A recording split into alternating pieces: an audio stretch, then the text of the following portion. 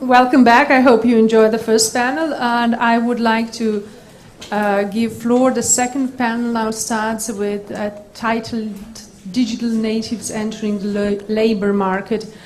And the moderator is Natasha Brischke, a former TV correspondent and editor of Metina Lista blog. Okay, thanks everyone for coming. It's an exciting panel ahead of us. As Miriam told you, my background is TV. I used to work as a correspondent from United States for Pop TV and also for BBC World Report, and currently I am closely involved with the web project called Metina Lista. We do have a wonderful panelist with us today, and also one on Skype, Jack Maidens. Jack, are you with us? I was told that Jack will be able to hear me, and you will hear Jack just perfectly, but also that he has some troubles with the computer batteries. But I think but I hope we're going to solve this shortly. So digital natives, they are the generation, I'm a couple of years short of that, they're the generation born during the times when they grew up with internet. As Polish writer and commentator Piotr Czerski wrote, we grew up with the internet and on the internet, and that is what makes us different. His manifesto, titled We the Web Kids, received a lot of attention worldwide and also spurred many debates. Generation Y is the generation born between 1980 and 2000, otherwise also known as millennials, the net generation, the generation Me, and also, of course, the net generation. They are rapidly coming of age and entering the labor market. And they do have vision, they think laterally, they act across different platforms, and they make connections to solve problems. From Arab Spring to London riots to Occupy movement, what they are telling us is absolutely they want to be included in the decision process in solving world problems. And as I said, the title of the panel is Digital Natives Entering the Workspace, the Labor Market. More on the introduction of each and every one of our panelists a bit later. I asked the digital champion of Slovenia to introduce us, to sort of step into this panel. Aleš Petic is a digital champion of Slovenia. He knows digital in and out and is a native of Slovenia. And thanks for being with us, Aleš. Please, the stage is yours. Can I get the mic? I hate giving presentations. In the meantime, dobar dan. First lesson in Slovenia. That means hi, good day, in direct translation. Does this work? Does it work? Yeah, it works perfect. Okay, so this is going to be a 5 minutes short. Okay, here we go. Security update, which we don't need. So, as Natasha said, I'm the digital champion, which is a fancy word for a role which permits me to talk, dream, and act on the digital society impact of digital technology on our lives, particularly on issues when people are excluded, like elderly, socially removed, as opposed to the Generation Y, who are particularly digitally included. So this is like a reverse topic for me for today. However, as a short introduction into our panel today, I prepared a presentation or introduction into the Simpsons family. just to give you the idea how Generation Y happens to become. So the Simpsons family are Robert, Leah, and Tina. Robert and Leah met in 1980s. In 82, they wed. The same year, Robert got a nice sales job at IBM. In 83, they welcomed Tina into the world. Robert got promoted. They moved into a larger house. In 92, at IBM again, Robert got promoted again, and Tina entered into her teens. So the cable television came in. She started to understand that there is a whole lot of other things going on besides what happens in her school and her backyard. And fast forward to 2004, Tina gets her first job as an intern in a law office. She's very active. She runs her first marathon in 2006. In 2006, also starts her small decorating business with a friend. In 2007, she closes the business. She's bored. It's not flying as she was hoping to, and she goes traveling for 3 months. In 2008, Tina becomes a community manager for a hot San Francisco startup. She moves to the States. Robert is now a regional manager at IBM. He gets his reward for 25 years of service. In 2010, Tina starts a new catering business with her boyfriend, all vegan, feng shui and all that. In 2011, Tina sells her business to McBillis and becomes a team leader for San Francisco area. So that's a short history of the Simpsons family. But what's more important, and I will end with that, is that in 2012, Tina had 6 jobs in 10 years, while her father is IBMer for 30 years. She wants to be a founder. Her father prefers 9-to-5 job. She doesn't watch news nor read newspapers. Her father prefers newspapers, obviously. She spends, as an average Gen Y participant, or genius, as some calls them, 40 hours a week online. He lives for his family. She has 1,000 Facebook friends. He likes his poker buddies or watching the football game or whatever. What's more important for her, nothing is never good enough for her. She always wants better. He is very content with his life. His life is proof of stability. And the cue for today's discussion, at least in my view, is that her future is always now, and his future is tomorrow. One thing that I couldn't kind of stash in this presentation is one lesson that I've been kind of reminded of, is that what happened in the past 10 years for the digital natives. And that particularly relates to the entering of the labor market. The big difference is the access to knowledge. The limitations of access to knowledge for our fathers, even for us, in the up to 10 years ago, those limitations were social. Whether we were at the right school, whether we had money to buy that knowledge, or whether we could afford to study for a long time.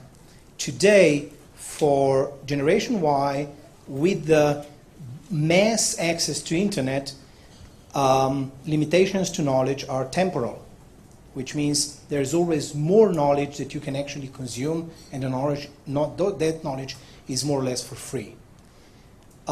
People who are more or less, but people who are living almost on the internet have a way different perceivement, access, imagination and attitude towards the challenges of the daily work, particularly because of that. And that's what the digital technology brought in the past 10 years. Thank you. Thank you, Aleš. When I introduced Aleš, I forgot to mention that he was the first CEO of Zemanta, and Zemanta is one of the most successful Slovenian startups. And quick info, if you're tweeting, the official hashtag is BSF 2012 SI, and for Wi-Fi password is Bled123. And here we go to our next panelist, and that is Jack Maidens. He is the program coordinator for Code for America. He is with us via Skype. Aleš, could you just, you promised to fix him. Jack, can you hear us? Okay, good morning, Jack. Jack is with us from San Francisco. It's 7 a.m. right now for him. Okay, let's try again. Can you hear us, Jack? No, unfortunately we... No, maybe someone can help us. Is Andrei, maybe? Yes, please. We do have a tech whiz with us. He did, but... Okay, let's go to our next panelist, which is Joe Hartshorn. He is an alumni of St. Gallen Symposium and a student of international relations and terrorism, right? Your master's thesis. Could you tell us a bit more about yourself? What's your background? What are you professionally involved with? Your interests, and maybe a thought or two on digital natives entering the work space. Thank you. Good afternoon. My name is, as mentioned, Joe Hartshorn, and it is a great pleasure and honor for me to be here today. I would like to take these first words to thank the organizing team for their effort and success in putting together these days with such an amazing program and lineup. I see myself as being from Hamburg in Germany, even though I've spent little time there in the past few years. Following my Abitur and civilian service instead of military service, That's the normal work exactly. space of modern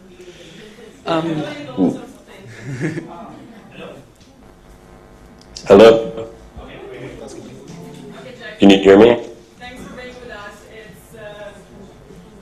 At the moment, Jack, we are introducing the panelists. It's Joe's turn, and next it's you, okay?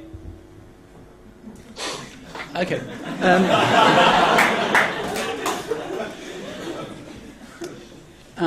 I did my bachelor's degree in international affairs in St. Gallen in Switzerland. During my time there, I was selected to be part of the team behind the St. Gallen Symposium. The St. Gallen Symposium is an annual platform for intercultural and intergenerational dialogue, bringing together today's leaders and the leaders of tomorrow, now running actually for more than 40 years. My work there, first being responsible for IT and then leading the organizing committee, provided me not only with hands-on experience for the real world, but also many interesting contacts and experiences with young people and executives from all over the world. Following my degree in St. Gallen, I then completed a master's degree in international relations at Bond University in Australia. Now, towards looking at the question of, looking at the topic of this panel, I would like to highlight a few points which I believe are important during the next hour or so. It is important to remember the term we are using, that it is the term natives. Today there are many people who have grown accustomed to the internet and the advantages or disadvantages of the digital age. These digital immigrants can be found in all age ranges. However, the digital natives didn't grow accustomed to the internet They do not know differently. This is why there is a difference between the digital natives entering the workforce and even IT-capable people already in the workforce. Looking at the technology side, there are a few points I would like to point out. The Internet, with its elements, including things like WikiLeaks and other elements like Facebook and so on, can be seen as a continuation of a shift which started with the telegraph, a shift towards faster and more inclusive communication. One could argue that the trend existed before the telegraph, but usually the telegraph is seen as a starting point. In this shift, faster means easier to respond and easier to be less self-reliant. Instead of thinking and deciding for myself, I can always rely on other people, being this friends, advisors, or my boss. More inclusive means that it's not just the rich or powerful who can afford to travel and are able to meet other people and communicate across big distances. But communication and travel is cheaper and wider spread. One of the most recent trends in this area is the use of mobile phones in developing countries and remote areas, which is cheaper to set up than landlines. In the context of this panel, minor technological advances are irrelevant. It doesn't matter whether I'm used to CDs or DVDs, even though they're both outdated nowadays, or the exact speed of the internet once a certain speed is reached. It is about the constant availability of technology and the information, as just mentioned, and more importantly, the behavior using and relying on this. The final point I would like to make is that the importance of the side effects of entering the workforce or the labour market. In many countries, this coincides, more or less, and dependent on the career path, with becoming eligible to vote. It most certainly correlates, if successfully entering the labour market, an increase in funds available for distribution. These side effects enhance the power that the digital natives have in shaping the world. As mentioned in the previous panel, in the opening remarks earlier, we are already changing the world. This does not necessarily mean that the world will improve, but I believe that as the digital natives, we have the responsibility to do our best to seize the opportunity that presents itself and make the world a better place. Thank you. Thank you, Joe. And now let's go to San Francisco. Jack Maidens, are you with us? I can see you. I hope we will be able to hear you as well. Jack? Hello, good afternoon from San Francisco. You all hear me? Yes, thanks for being with us. Jack, first it was meant that our panel will be the last panel today, but then due to some organizing issues we had to move it to an earlier slot. And when I informed Jack with the San Francisco, it's the -9 time difference, he just replied, "That's brutal, but I'll do it." So Jack is a program coordinator for Code for America, which is an excellent project. He has also been an intern at the White House and founder of an interesting project, Digital Citizens Project. Jack, could you tell us a bit more on your work, what your interests are, and maybe a thought or two on the topic of today's panel? Great. I hope you guys can all hear me. Yes, we are okay. It's great to be here with you. I cannot see you, but I will assume that you can all hear me. Yes, we do. Great. I'm here to represent a few messages.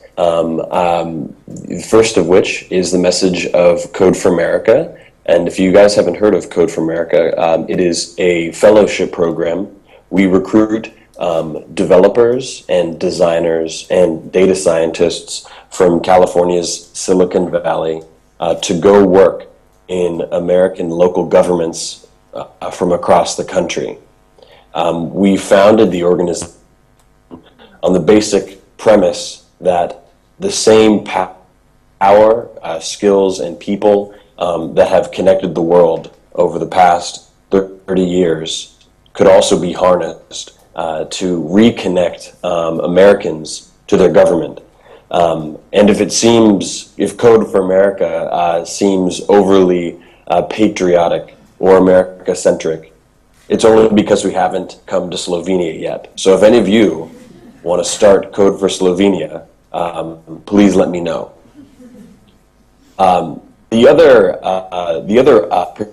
perspective that I'd like to bring to this is that we are, in fact, government. American local government has been defunded, and the lack of money and resources keeps it from having an ideal conversation with its citizens.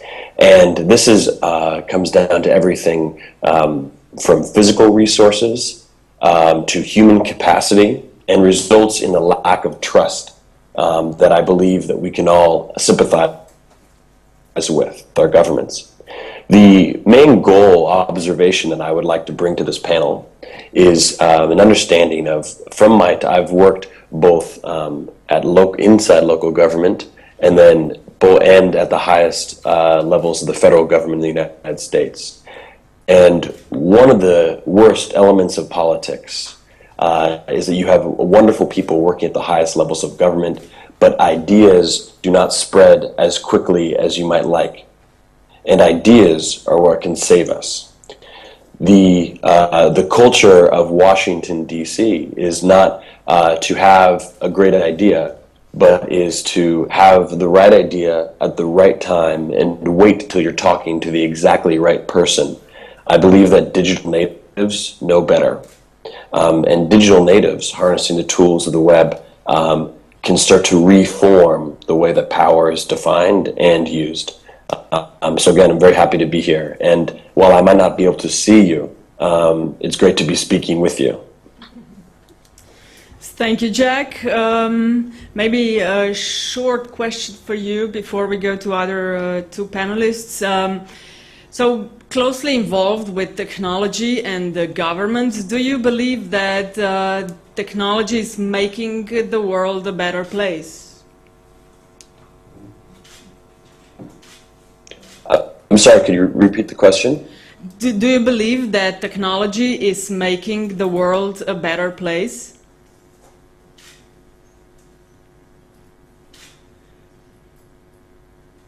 No? Okay. I will send a question via my Skype address and just give him a sign then to answer. Thanks, Jack, for now. Let's go to Mr. Andrej Jarc. He will represent the business side at the panel. He is also with one of the main sponsor of Bled Strategic Forum. And please do tell us what are you involved with, what projects are you working with, and how do you see this debate on digital natives? First, I would like to say hello to everybody here. My name is Andrej Jarc. I'm basically part of the industry which allows us to be digital natives. Although I'm a few years too old to be one of them, but I know how things work, and also I agree with what my colleagues said before me, that generation which was growing up with the technology and also had access to all this which our parents had to learn through many, many years, and it was so unnatural for them. The new generation was born with it. So that means that also they react totally different as I or even my parents do. So I think what Natasha said, that if the technology made the world a better place, yes, but if we know how to use it. So I think in that point of view, I think we can establish a lot. We had established a lot, and we can do a lot more in the future. To come back to my role here, As I said, I'm the part of the industry which makes all this possible. We are dealing with technology which enables us to deliver all new services, all new technologies to our homes, no matter where we are. So we are trying not to make a difference if you are living in a big city, in a highly developed country, or if you're living somewhere else in a rural area, in a third world country, some emerging market. So we are trying to connect all this so that we can really say, like we are hearing all over the place, that the world is a global village. But we are trying to make a next step to really do it as it is. Thank you very much. Thank you, Andrej. And the last but not least is Lenart Kučić. He covers technology for Slovenian daily newspaper Delo. Lenart, could you tell us a bit more on your recent projects, your recent interviews, articles? I read them all, but just would prefer that if you give us an overview. Well, hi everybody. My role here is probably more of an observer. Now, I don't really know to which generation I belong, because I was trained in humanities, and we do tend to be skeptical when we hear that one technology equals a generation, or any specific piece of either technology or the age or whatever. What I've noticed is that this debate on whether the world is now flat or even more spiked because of technology is not over. But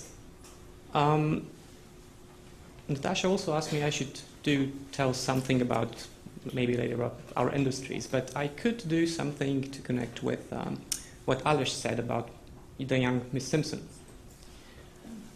I work as a journalist, and in my company, in mid-30s, I'm probably one of the youngest people who have a regular job as a journalist. So young Mrs. Simpsons that are now 25 years old are changing jobs, are trying to do whatever. They're, one day they can be PR representatives, the other day they will do part-time for television, then they'll do something for online, they would train in normal, in Skyping, in real-time communication, in social communication, in God knows what. And they would also have a similar track record, that they've changed maybe 10 jobs in the last 5 years. But there's one question. Do they have an option to want what I have? What if they want a steady job with a company for 30 years? Do they have this option? Or don't they have this option? So that's one thing. The other thing, what we also miss here, is that I've been part of the new media, journalism, coding, programming, whatever, scenes for quite a while. Spent quite some time in London, in the States, and what I saw is that all the people with the opportunities and the so-called digital natives that we now almost think that they are a norm, they're not norm. Most people that I've met are middle class or higher or upper middle class or even higher class people. Their parents are college graduates, they're college professors, they're engineers. They had the opportunity to be educated, to have access to technology, and they have safety nets. They could go out and try to fundraise and then maybe raise some money and go abroad and try to make a successful company. But even if they fail, I mean, worst case scenario for them is, just come back home and do something else. Most of this generation does not have such an opportunity or so many opportunities as we speak now that they are norm. They're not norm. And in the cultural industries or creative industries or new media industries, whatever, yes, there's a lot of work. There are many opportunities, but there are very few jobs. And I think that when we start talking about opportunities and global markets and labor markets and entering of the whatever generation in any labor market, we shouldn't forget all the other very important factors when it comes to jobs, job creations, career making, and of course basic social security that people actually need. Thank you, Lennart.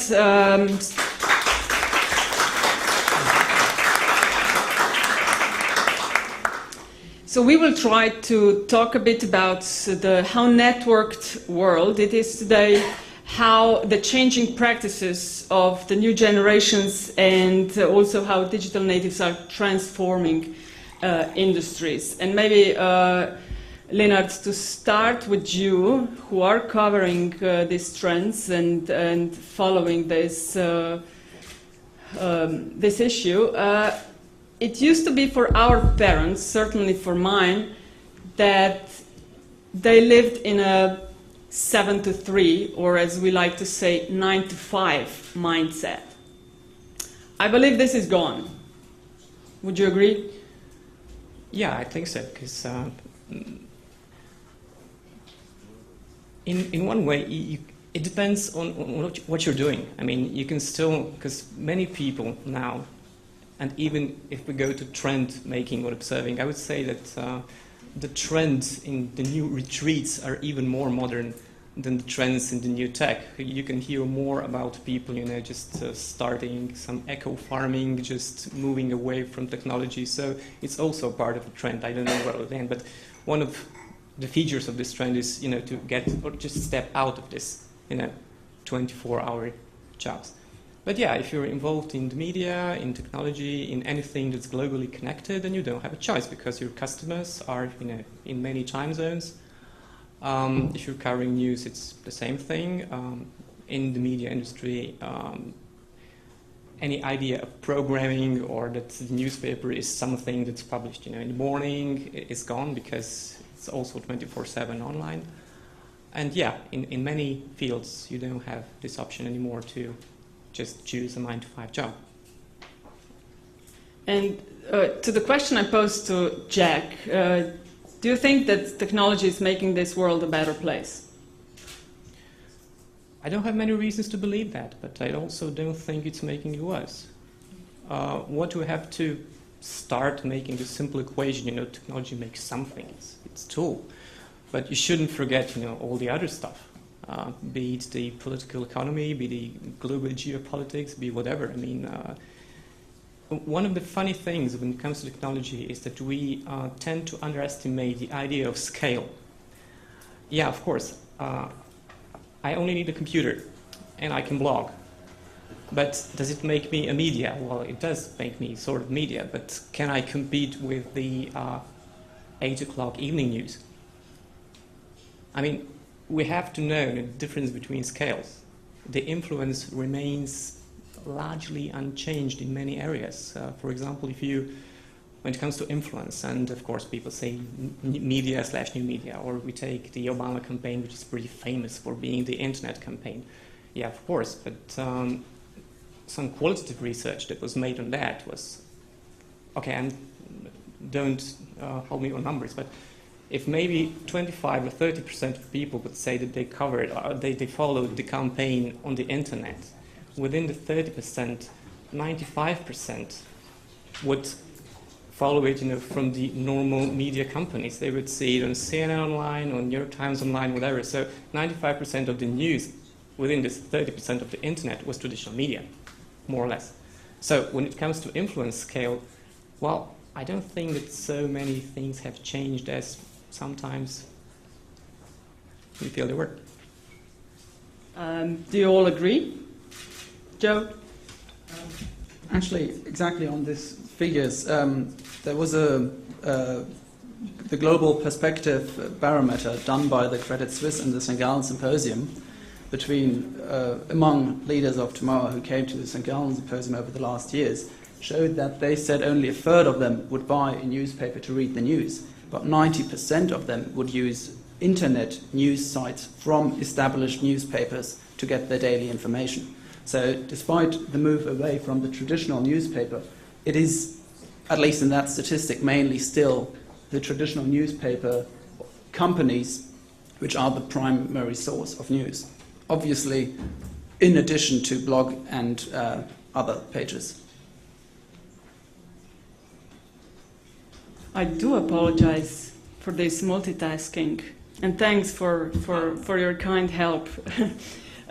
Aleš, how do you think about what Leonard and Joe said? You've been closely involved with technology for most of your professional life.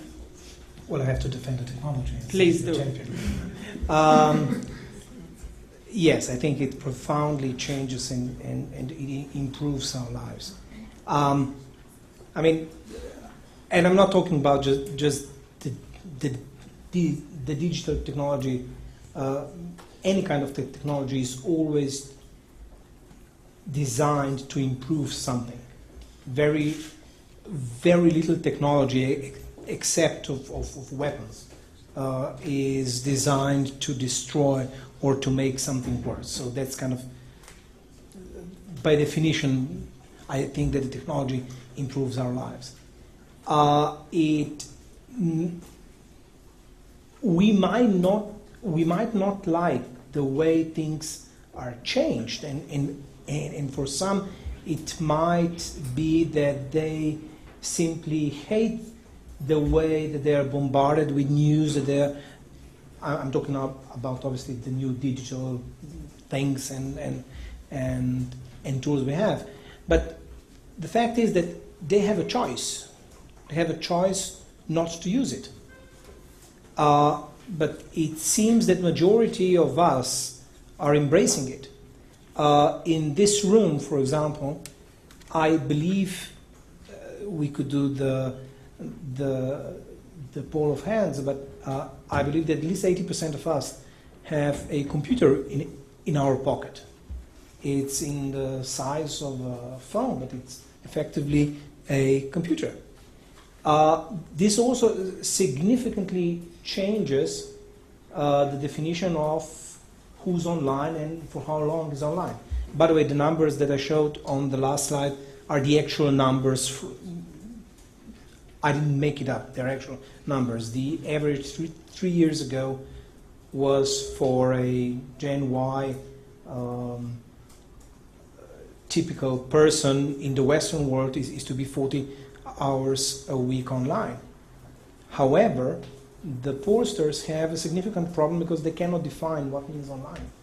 I mean, I'm carrying my iPhone around, but by that definition, I'm not online only when I'm asleep. And that's good for me, and that's good for my family. My daughter is 10. She carries, not an iPhone, that would be too expensive because she breaks it too often, but an Android device.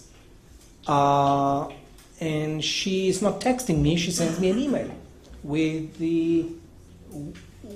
a photograph. My parents are using computer to talk to their grandchildren. Children, at least in Slovenia, and by the way that's true for most of Europe, have 100% access to computers and internet. Every single school in Slovenia is connected, has a computer, and the computers and digital technologies are embedded in the school process. And in that respect, I think the technology is good. And just to finish off, what is the flip side of it, the bad side of it, is the abuse of that technology. The fact that I can get all the news in the world I can in 5 seconds is not an excuse for me to hang on the computer for 5 hours because I want to read about the latest attack in I don't know where from 500 different sources and from 500 different angles to the point that I even see that the whole sentences and paragraphs are actually copied. And that's the addictive problem that I see. But overall, yes, technology definitely improves our lives. Thank you, and let's try with San Francisco again. Blaze is calling San Francisco, Jack. Hello? Yes. Okay, great.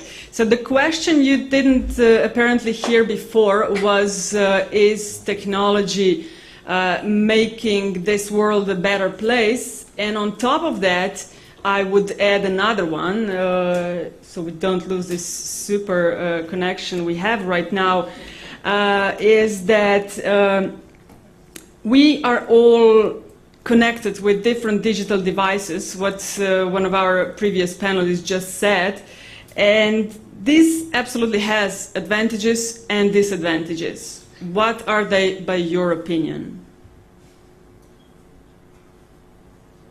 So, unfortunately, I heard maybe one of every fifth word you said, but I did hear the words digital divide, and I did hear Code for America. And there's one quick point I can make on that topic, if you'll let me, and that is that the digital divide is still very much rampant in the United States. And we work in 8 different cities. One of them, which is Philadelphia, the access rate among African Americans is below 50%. So how does that change the approach that we're going to take when we are bringing bleeding edge technology to cities? Is very much different. It's not about giving someone an amazing experience on their iPhone or on their smartphone. It is about approaching the problem not as a technical one, but as an information problem. And I think that digital natives can understand that it's not always the hardware that enables the use of the web in the way we want, but it is actually a far more distributed mechanism. For instance, you have a product like crime spotting. If you go to crimespotting.oakland.org, you will see that every night at 10 p.m., the Oakland Police Department uploads all of their police reports from that day onto oakland.crimespotting.org. And what you can see is you can actually find out what crimes have been performed in what areas and what they were. And then you can isolate different crimes on the map. And you can basically see distributions of assault, murder, theft. And what the difference here is that how often do we describe our communities as saying the streets are not safe, as a very blanket term. This changes things, because instead of saying the streets aren't safe and the public being in hysterics or feeling like there's a sense of chaos in their city, now it's not the streets aren't safe, it is the streets aren't safe at this time on this block. And that is something that not everyone has to have access to on their mobile phone. This is a web browser. And it's also the information that can be traded within a community network. So now when a community can have a evidence-based conversation with their government rather than one that is predicated on folklore. Jack, you also interned at the White House. Could you tell us a bit more about your experience regarding understanding new generations' needs at the highest levels of U.S. government? Would you mind repeating the question? It's the question on the times when you were an intern at the White House. If you could tell us a bit more on how was the understanding of new generations at the highest levels of the U.S. government.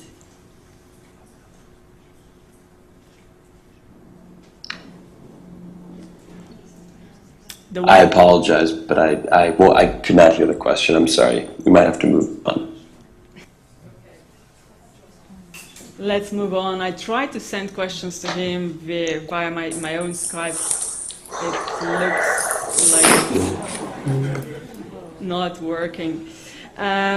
Joe, new generations, digital natives see social structure not as a hierarchy, but as a sort of being as a network. Do you have any thoughts on that? Looking at the network aspect, I think it actually starts with the change of the traditional family. Whereas the traditional, obviously for some of the countries, looking a bit further back, you'd have the head of this family and you'd have the different generations all living together. And you even had the hierarchy starting in the family. That has now shifted a lot to most of the times just being the parents and the children. Certainly in the age now growing up, that is the general case. And we also find this in the way we connect via Facebook or other network sites. It's not on different levels. Even if I'm on LinkedIn and I connect to my former boss, I don't connect on a level below him, but I connect on a same level again. And this change towards being more on the same level just automatically leads to the general network and away from the hierarchy, even though if I connect to my current boss, I might not give the same privacy options then to my best friend or something like that. But it is a lot easier to see people and different people on the same level rather than in a hierarchy level. You are a student of international studies, and there are many among the audience, in the audience, who study the same. What do you think should the 21st century diplomat be like? That is a very tricky question, because it depends on the framework. And in the current framework which we have in diplomacy, it's all still in the traditional understanding of diplomacy. So we still have the quite rigid hierarchy-orientated structure, being this in the foreign ministries themselves, in embassies, or in the international organizations where the diplomats in the end should be working, or some of them should be working in that area. And as long as we've got this traditional hierarchy in those areas, it is very difficult for a diplomat to break out of this traditional structure, which is so much based on the traditions and history and the etiquette of everything. It is at the same time important not to throw it all overboard. It has to be a compromise somewhere in the middle, as the understanding of tradition and history enables us to continue, for example, a dialogue even if the people knowing each other change. And that is something that it's important in diplomacy, because it's not the individual people who act and who engage with each other, but they do it on behalf of their country or the international organization they represent. If any one of you want to jump into a conversation, as Aleš will do right now, please feel free to do that. Well, yeah, the question was where the modern diplomat should be, right? Well, my short answer would be gone. Particularly because I think that diplomacy is... You know why there was no applause. Yeah, no. But hey, it's late in the discussion and things should, well, liven up a bit. Anyway, the reason why I'm saying this in quotes, of course, is that the tradition is good. Tradition is teaching us lessons, which is great. However, diplomacy historically was quite often the messaging service of the heads of states, right? We now have way better messaging services, and they are purely technologically based. So the diplomacy should evolve in something else, but as a understanding, in my view, and again, I'm the one defending the technology, the role as I was taught about the diplomacy in my history classes is, in my view, long gone. Yes, please do. I agree with you. I mean, obviously, it is exactly correct that traditionally ambassadors used to be the representing authority of another country to another, the host country, well, of the sending country to the host country. And yes, there are easier means for that kind of communication, as obviously started with the telephone when the heads of states were able to call each other. We all know the red phone in the White House and so on. But I believe that there is still the need for diplomats, because it's more than just the representing side. On the one hand, even in the representing side, it's something totally different with an important matter, whether I talk about it on the phone or I talk to someone personally. I mean, this is a good example. There's lots of people here, and there seems to be an added advantage of being here instead of just looking at the live stream afterwards.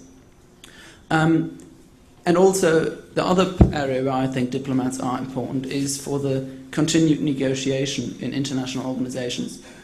I personally believe that a reformed United Nations, for example, could do a lot of very good things in the world, and you'll need diplomats, if you want to call them that, because that's what currently they are called in the United Nations, to come together and represent their countries on the everyday basis, and you can't expect the heads of states or the ministry of the states to do this every day. Thank you. I only saw Leonard doing this. Do you have anything to add to that? Do you agree? No, I think it's just the usual clash between you have. I don't like to think binaries, black, white, 1, 0, whatever, but there are always some tensions between the lines between technologists and social scientists. Some overestimate the influence of technology, the others downplay it, because, again, for many different reasons, be it technological, historical, whatever. But I don't know. For me, I think we should start,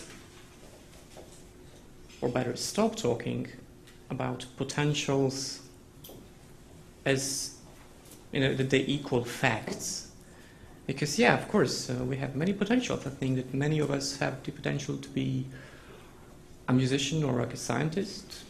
If, I don't know, we invested more time in whatever, if we spent a lot of time on YouTube, where you can, if you want to play bass, you have a lot of free lessons, I think thousands of free lessons by Red Hot Chili Peppers bass player Flea. He's a great guy. I mean, he wants to give you knowledge for free, and he shows all the tricks there. So basically, you can also become Flea if you want. And yeah, sure. We don't need diplomats. We don't need teachers. We don't need any professionals, because if we take this idea of crowdsourcing to the extreme, you could say that if there is an option to connect all the people to a network, and you have a lot of processing powers and very good algorithms that can not only gather all this information, I mean all information about all people, then you can actually do whatever you want. I mean, you can predict the future, you can redistribute the goods, you can you can, that's another great word, you can, what's it called? Optimize, yeah. You can optimize everything, from information distribution, you can see where the need is, where the demand is, you can, but I think, personally, it's only a technophilic utopia. It doesn't work out, very simply. So I don't think it's very productive to think, what can you do with technology, whatever. Unless, to be honest, if we're in one room, you can have 50 people with iPads and unlimited data transfer. But if you go into their personal history, you would see that the very old stuff, like the parent income, whether they are male or female, how old are they, makes major influence on what their life is going to be like, much more than the technology they're using or not using. Sorry. Of course, I have to agree with you that taking it to extreme makes no sense. That's why I said in 20 minutes ago, that abusing the tools is the danger. It's not the technology and the tools that's the danger, but exactly the example that you just put up on the floor is that even though all those influences are important, it's exactly the technology and the access to the information and the freedom that it actually provides is narrowing that divide amongst different people. And just to finish off, unfortunately, I already have like 20 years of work under my belt. And for the first 15 years, I worked in the enterprises. At the end, I even ran one. So I was a proper MBA guy with a suit and the whole thing.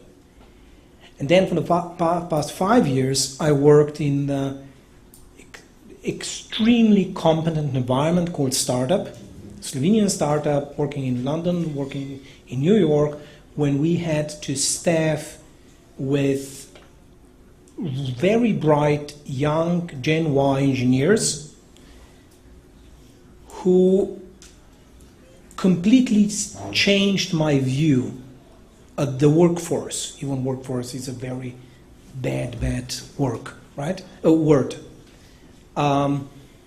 The young generation, and particularly the engineers I'm talking about, and those who work for my peers in another company, they don't give a damn about the authority because their authority is their knowledge, right? And when I gave them instruction or, okay, we are going to do that, it's not even why that comes back. You just know. Because it should be that and that. It's not no because somebody just doesn't want to do it.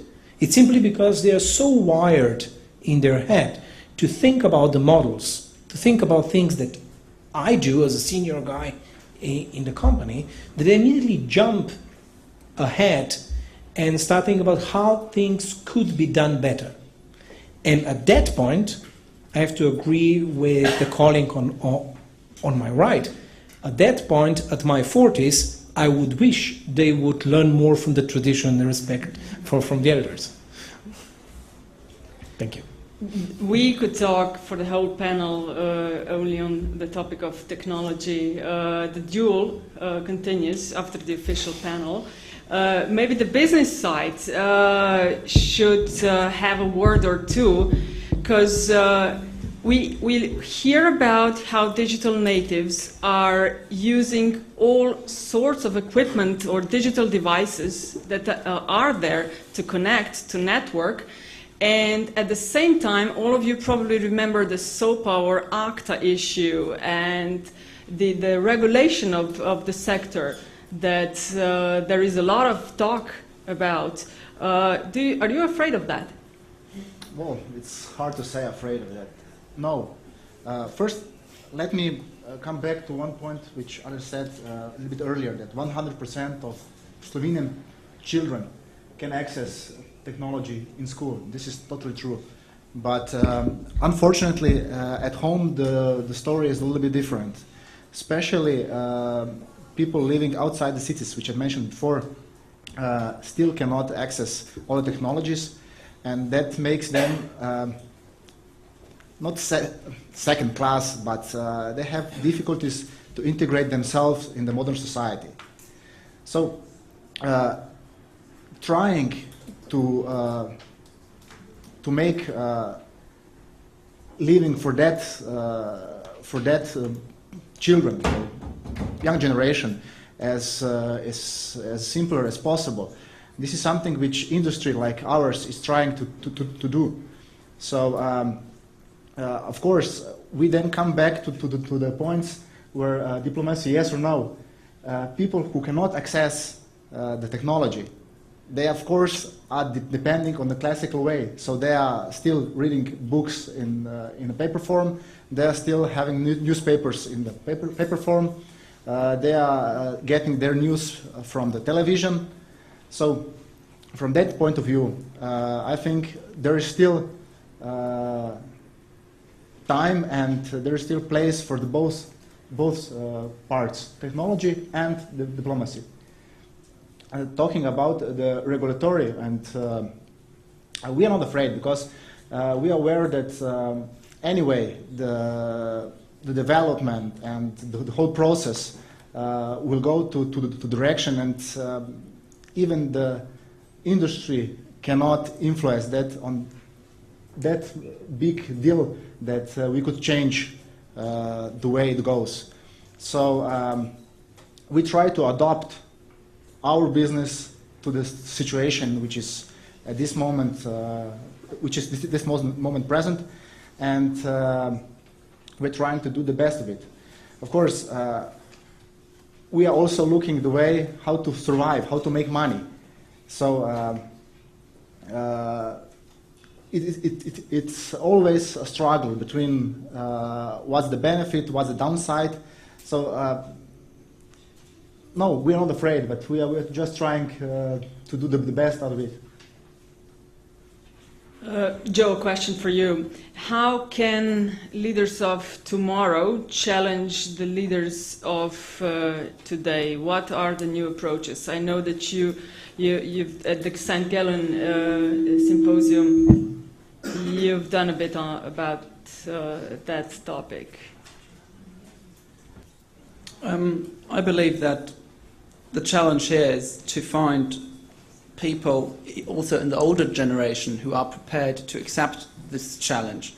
You can't find a solution and work on the dialogue without the readiness from the older generation to take actions as well. And as we heard in the previous panel, it isn't very likely that those people who are in power at the moment will just give away their power without the need for it. So it has to be a positive attitude, not just going for the conflict, because the moment you try to challenge other people and just tell them what they're doing wrong, they won't listen to you. So you've got to try to find it in a positive way and show a way in which both sides can profit from the cooperation, from the dialogue, from the new approaches forward. As also mentioned in the previous channel, it isn't necessarily enough to just always talk about it, and it's important to take some actions. And there the numbers from the political participation were interesting, which were mentioned, when at the same time 75 to 80% of the young people believe that the political system in their home country needs fundamental reforms, and that's not just in the typical countries, but actually a worldwide figure, including the socially developed, well, the state-developed Western European and United States countries. So there has to be an increase in the participation in politics, as mentioned, but also the effort has to be kept up to get the older generation, the leaders of today, to listen, because otherwise you can't change the future until the future has arrived. Leonard, at the beginning I mentioned the Arab Spring, the Occupy movement, the London riots. It's kind of obvious that the global power will increasingly be defined by connections. Governments are caught off guard by the large numbers of citizens armed with cell phones, with their computers. But the real question is, how would be able to change, or this crowd of voices turn into a crowd of hands? Because we see that in Egypt, things didn't turn out as some interpreted that so-called Twitter revolution.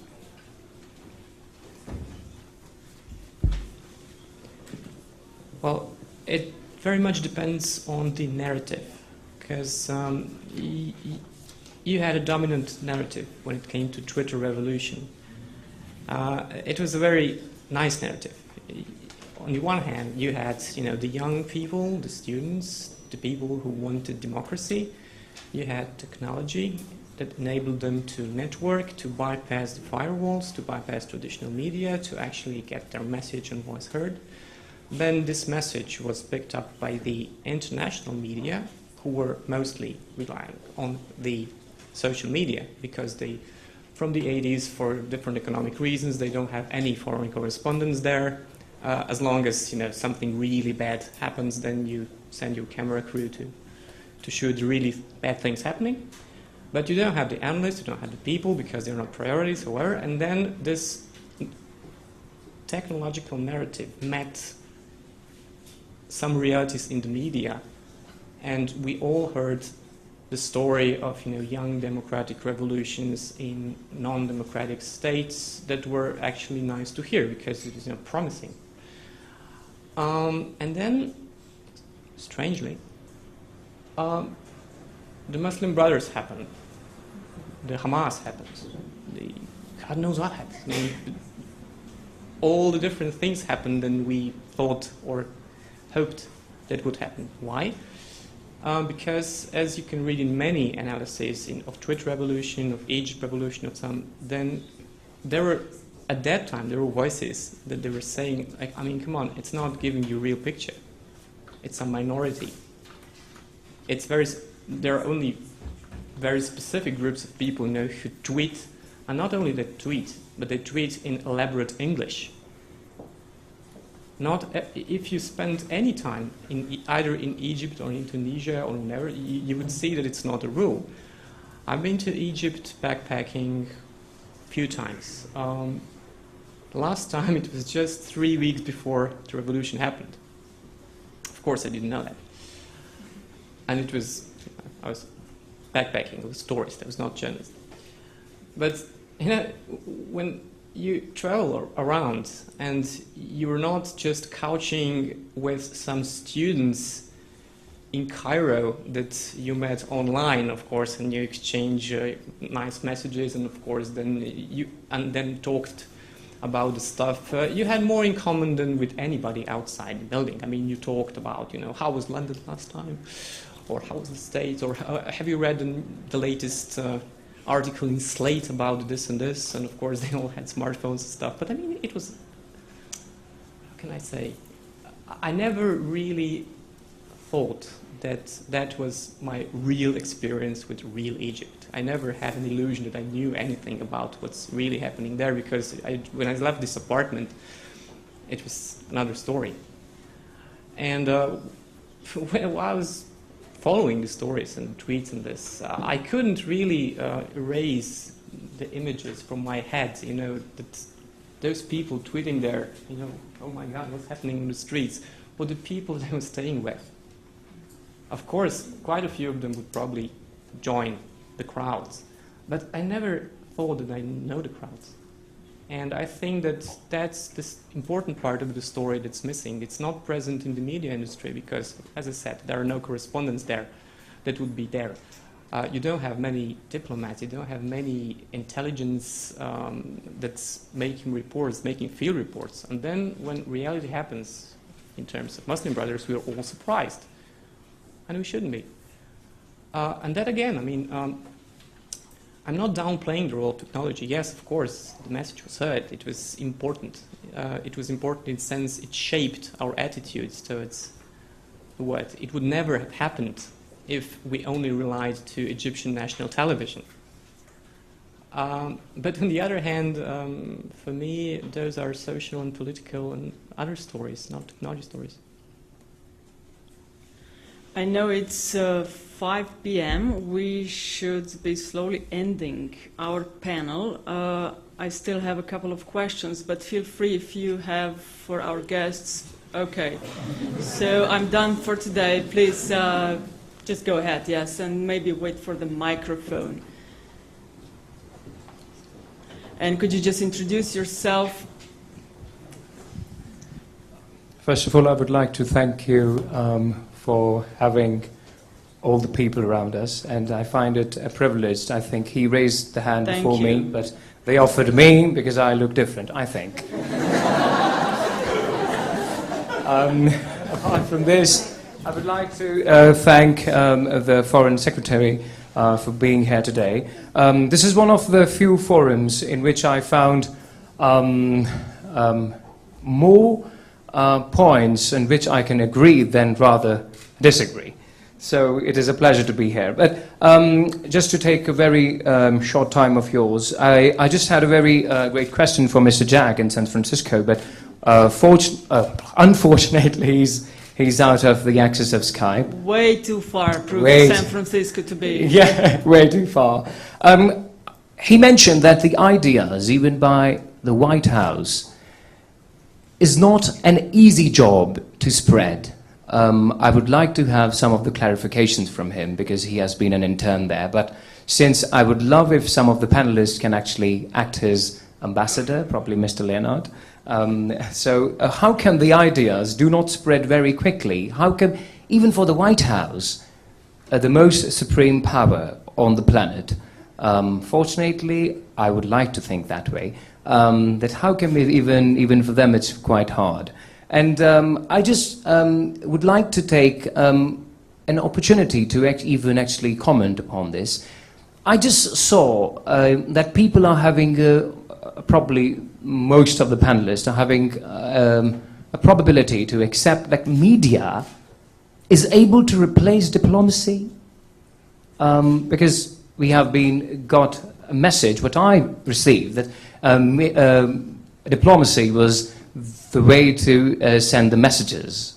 Unfortunately, I cannot agree upon that. It is much more that, the trade, the intelligence, the negotiations, I mean, much more than that. And of course, I think one of the panelists, I think Mr. Joe mentioned that it's very hard for the head of the state to actually be on the diplomatic table 24/7 with every country around the world. So it's an uneasy job.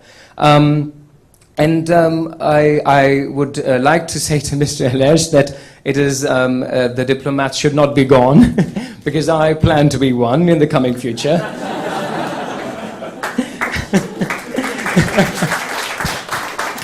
So after me, I might want to agree with you, but not until that. How the 21st century diplomat would be like? He shall be quick. Unlike many of us, many of them at the moment, he shall give way to the others. He shall be a visionary and he shall be a firm diplomat. And these are the only things. And one more thing, sorry. And I would like, okay, since we are having quite a good number of people who are from the media department, Mr. Alistair Campbell, the advisor of Tony Blair, he mentioned in one of his documentary that it is the act of media which is barring the youngsters to step into politics. The media is able to project politics in such a bad manner that the youngsters say, oh, politics? I don't want to go into that. But I would like to actually request the media to kindly change this perception, because if we don't have the politicians, the country would be something like, I don't know, I don't want to name that country. So I would love if the media can take a positive role in bringing the youngsters into politics, into diplomacy, so that we can have a better world. And I would like that if media can only give news, rather of giving views. Thank you. Thank you very much. Thank you for your thoughts. Question, please. Thank you. I would like to shift a bit the discussion from diplomacy, international relations to digital natives and labor market. And apart from the benefits that, digital world has for us, I can see courses from the top universities around the world. I have two questions which I regard them as a bit of an issues. The first one, decreasing social skills. We were talking in the previous panel that, we have friends that have a degree, know 2 languages, and know how to code, but they don't get a job. Why? Probably because if we get a job nowadays, we still need to go to the office. We still need to give feedback, receive feedback. And we see teenagers who go out and take their mobile phones and tweet and Facebook. Or we talk to our colleagues next to us by using Skype, which this I see as a problem of digital natives. And the second one, the digital world gives us a fake sense of involvement. For example, the government cuts funds, for youth. then what do we do? We create an event, we create a Facebook page, we like, we share, and we're done, we're involved. But who is doing actually something, impacting, changing the things? So isn't this digital world and digital natives living a bit in a playground that keeps them apart from the real world where they can make change and actually impact? Thank you. Who wants to answer the question?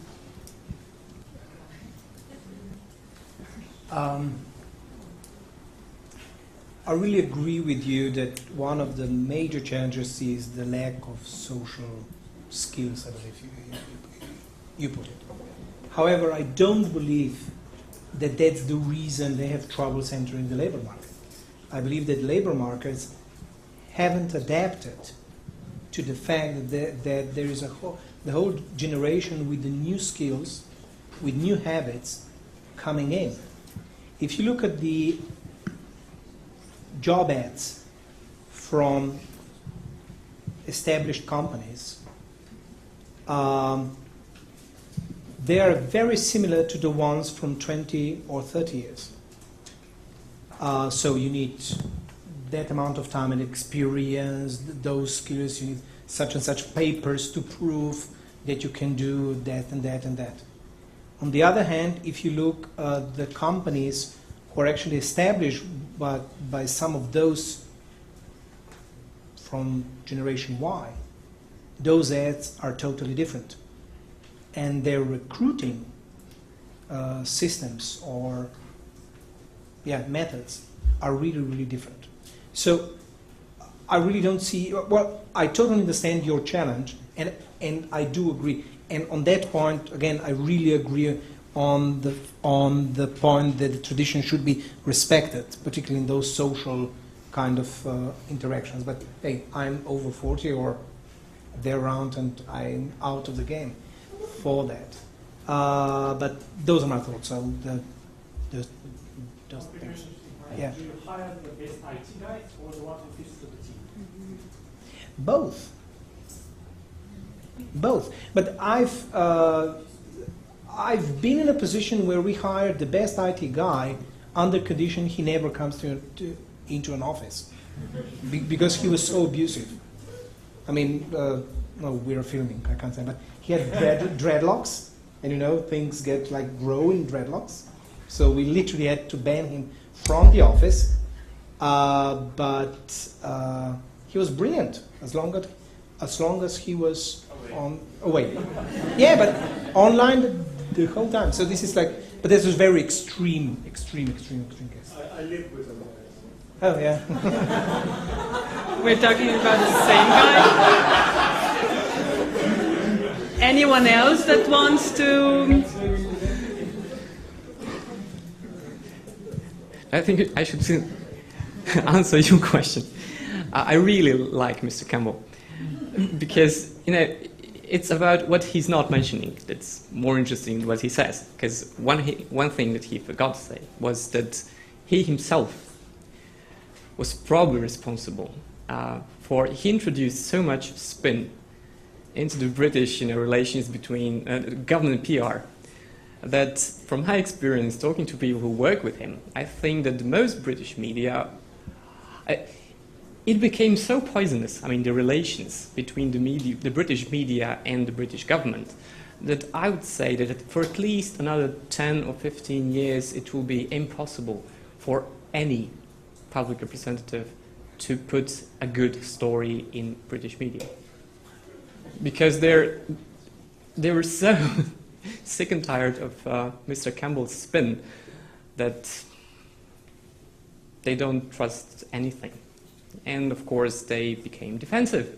You know, bad news is safer because good news is spin. That's a problem for government PR. But I would like to just add on to this point that it is always like this, that in a whole of the person we're having some good sides and the bad side. But I would like to say that it's a common phrase from actually Mr. Tony. I'm not his fan, but I do quote him sometimes. The things which unite are far more important than the things which separate. Mr. Campbell might have created a spin, I agree with you, and I'm not in his favor that he created that spin, but the things actually which unite the world are actually far more important than the things which separate. So on his point that the media shall come forward in putting forward the politics as a future career. And this is all I just wanted to say. Thank you. I believe there is room for improvement for everyone, for the media, for the politics, for the businesses. There are troubling times. We all need to do a better job. One or two more questions, and then we need to, yes. And I'm sure that our panelists would love to chat with you after the panel ends. Please. Thank you. Just one brief comment about the diplomacy. Although I didn't agree with everything, I thought the ideas were very interesting.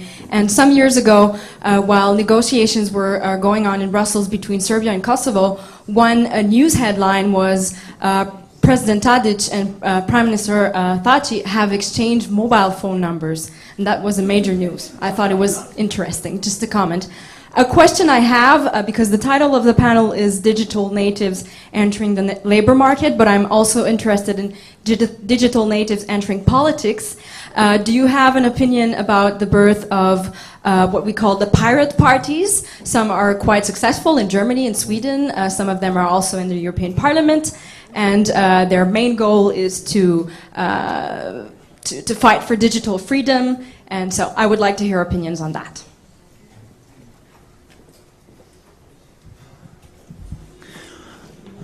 I guess being from Germany and being the right age, I should be a huge supporter of the Pirate Party. But I've got to be honest, I'm not that a big fan of them. In Germany, what we can see now is that it's been quite a short trend. The whole processes of democracy from the base, transparency and so on, haven't worked internally. They're certainly not working the moment the pirate parties start to participate in the political system. And we now see more of a fight among the pirate members as to how to go forward, how to establish the party with the real trend. And this all is based on in my opinion, this is all due to the fact that they haven't got a real party program. They've got some elements like digital copyrights shouldn't be a problem, all of that, the net openness and so on, but they've only got minor elements which they then put on a huge scale, but they miss the many other aspects that a political party needs. And without this basis, they can't be successful over a long term, in my opinion. One more who wants to ask? Thank you. I think, okay, go ahead, and then we'll end the panel. Okay, thank you. So I come from Albania. Unfortunately, I lived in Paris recently for a long time, But regarding the diplomats and EU, so I've seen like a Belgian embassy in Paris, or Luxembourgish embassy in Paris, or Swiss embassy in Paris. So the travel distance by train is maximum, less than 2 hours or something like that. So having digital era, let me say, very nice access through Skype, is that a trade-off? To have a bureaucracy and diplomats living rather than making it shorter? Okay, for non-EU countries or from the guy who wants to become a diplomat from India might be worth, but I think EU spends too much money on bureaucratic issues. So in the digital area, maybe the guys who run business can support or can reject it. And when we come to the economic affairs, the most, let me say, fashionable word is outsourced services of local government. So in order to make it shorter, I saw the success story to approach, let me say, the citizens in US. But how many of these stories do we have in Europe, or especially in Western Balkans, that we are suffering, not having a very good economy? So we know that the medicine is being very nicely outsourced in US, having Indian doctors speaking on and covering during the night. Maybe you know better than I do because I don't live there, but all these are the lessons learned that I learned, thank you. So make it short. Anyone? Yeah. I have to apologize for my diplomacy comment because obviously it spurred the debate. Cost you. Yeah, I did read though Henry Kissinger's History of Diplomacy, so I didn't just push it out of the blue. However, I want to answer the question and spin it out to business. If you look at the large enterprises, right, some of them, or quite a few of them, are larger than some countries in the world. And if you look how they decide on things, how they operate the business, how they stopped having representative offices in different countries and try to pull some analogy to diplomacy. I know it's a simplification. I just want to get out of the diplomatic floor for a moment. You see that there are some significant improvements in speed, in the quality of understanding, in debates, in negotiations that can be gathered from taking the tools to the next level. And I think the diplomats could embrace that significantly. That's my part. And you had first word and last word of the panel almost. With that, we are concluding the panel Digital Natives Entering the Labor Force.